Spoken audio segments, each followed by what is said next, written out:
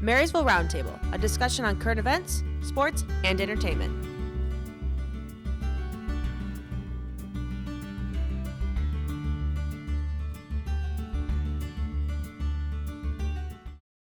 The girls' swim team has been working hard this season, and they saw their efforts pay off this weekend. With me, I have head coach Lisa Staszewski and junior Joanna Rosa to talk about their successful season. Now, Joanna, how did you get into swimming? Well, when I was younger, my oldest brother had been on a swim club, and the head coach let me get around and swim with them a little bit sometimes. So when I was about 7, I joined the team. Since then, I just stayed in it till middle school and joined the high school varsity team when I was a freshman. Now, you had taken over as the head coach last year. What pushed you to do so? So we had an unexpected resignation. I was the assistant coach at the time and just had to step in the moment that we needed it. And, you know, the girls had asked if I would do so. And at the end, it just ended up working out quite well. It was a little chaotic in the beginning, having to learn all of the equipment and the software, but the parents really helped out a ton, and we made it a fairy tale ending. Yeah. And how have you pushed the swimmers to do their best to get the state cuts? So we planned the season in such a way where everyone's swimming really fast at the end. So ideally, everyone swims fast throughout the season, but at the end of the year or end of the season is really when it matters. So we build the season in a way where we do a lot of conditioning in the front end, and we do a lot of technique work in the front end. And then throughout the season, we increase our yardage and we increase the intensity.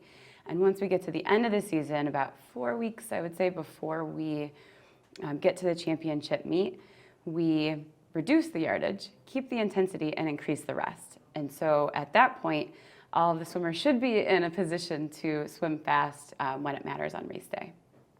Now, what events did you qualify for? 3 other girls and I qualified for the 400 free relay. Do you think there was anything that influenced your swim the day of the meet? Oh, definitely.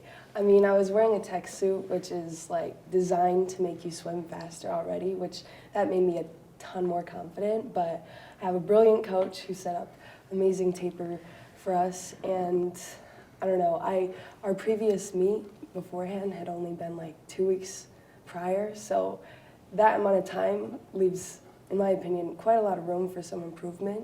And I was just so pumped to see how I'd do after 2 weeks of rest. Yeah, making the state cut requires a lot of effort. How long have you been working to make the state team? Well, about 8 months ago, I had pretty major knee surgery, and since then, I'd made it a goal of mine to make up for that loss. So even despite being on crutches, I had made an effort to go to the gym and work out my upper body so that I could still stay strong. And that really put me ahead this season, I think. And so I just showed up to practice and gave 100% every day and stayed focused. Yeah, and how did you feel the moment you realized you made the cut? Relieved. I remember thinking, like, the first thing I thought was like, oh, thank God I did it. Because it really, in my head, it wasn't an option not to. And I was so incredibly proud of the other girls on my relay team as well. Now, Lisa, making the state team is really exciting for the swimmers. How did you feel when you realized they made the cut? Oh my goodness. So first we had Ava Hanners make it in the 100 fly at our division meet. And up until that moment, she really didn't have a ton of competition all season. And so at that moment, when she made it, she was swimming next to one of the girls that already had the time that she needed to get. And so we tried to get her to use that girl to help her swim fast as well. And so as they were approaching the wall, right before they touched, I knew I was watching the clock and watching her, watching the clock, watching her. And when she touched that wall, I knew before even looking that she got it. And I think she knew that she got it because she saw me jumping up and down like a crazy person. And so that was an exciting moment. So I guess to sum it up, it would be like excitement and pride for her. And then when the relay made it, they missed it firstly at the division meet. And it was only by 6/10, which is like, it's so quick. So luckily, L'Anse Creuse North has a last chance meet. And so we took the girls, Joe included, to the L'Anse Creuse meet. And we waited till the very last event on the very last day possible to make that relay cut. But as soon as the third leg, I think it was Allie Janer, touched the wall, I looked at the clock and it said 2:56. The time that we needed was 3:56. And I knew Joe could swim way faster than a minute in the 100 free. And what do you know, she touched the wall 3 seconds to spare. So we got the cut by 3 seconds. And I'm, again, running up and down the pool, jumping up and down. And just people might call me a fool, but hey, if it helps them swim faster, I'm willing to act like a crazy person to do so. When nearing the end of the season, some training might require changes in order to best prepare for the state meet. What does the training look like until the state meet? Yeah, so that's a really good question, and up to last year, I probably didn't have the answer for it. So last year was my first year really being a true coach, because we talked about me just kind of taking over suddenly. And I had been a swimmer before, and I knew how to taper myself, but I didn't know how to taper after a taper. And so I did a bit of research, and there's 2 ways to go about it, and we'll talk about both of them. One of them is to try to extend the taper that you currently had for the previous meet.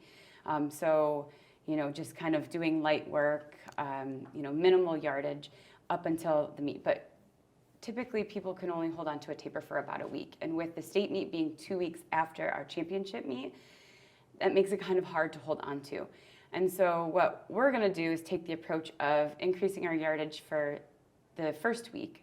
And then in that second week, we're gonna drop the yardage kind of suddenly to trick our bodies back into thinking that we're in another taper. And so last year it seemed to work that way pretty well, and this year we're hoping for the same result. So that's kind of our approach this year. Let's hope it works out. When I and hope where so. will the state meet be? So our state meet is going to be at the Holland Aquatic Center in Holland, Michigan. It will be on November 18th and 19th, and so we're looking forward to that road trip. All right, thanks for coming in today, guys. Thanks We for look having us. forward to cheering the swimmers on next week at States. For M6 Television, I'm Olivia Lewandowski. Marysville Roundtable, a discussion on current events, sports, and entertainment.